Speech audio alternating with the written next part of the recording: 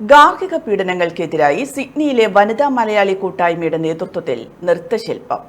വനിതാ ദിനത്തോടനുബന്ധിച്ച് നടന്ന നൃത്തശില്പത്തിന്റെ ലോഞ്ചിംഗ് ഇതിനോടകം തന്നെ സാമൂഹ്യ മാധ്യമങ്ങളിൽ വൈറലാണ്.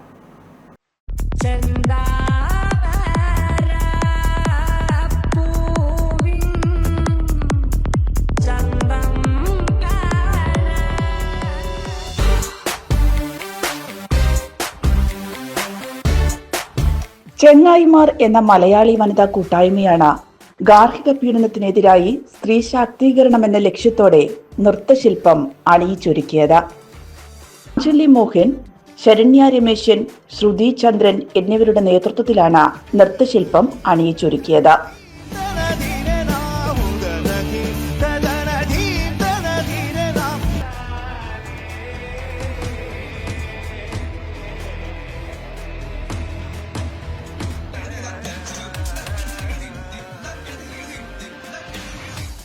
രണ്ടു മാസം നീണ്ട പരിശീലനത്തിന് ഒടുവിലായിരുന്നു ലോഞ്ചിംഗ്. 15 മിനിറ്റ് നീണ്ടു നിൽക്കുന്ന നൃത്തശില്പത്തിന് ഓസ്ട്രേലിയയിൽ വൻ പിന്തുണയാണ് ലഭിച്ചത്.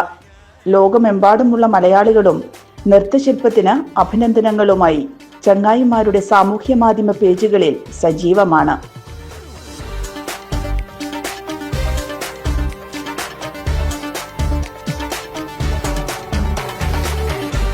News desk, Kannur 1.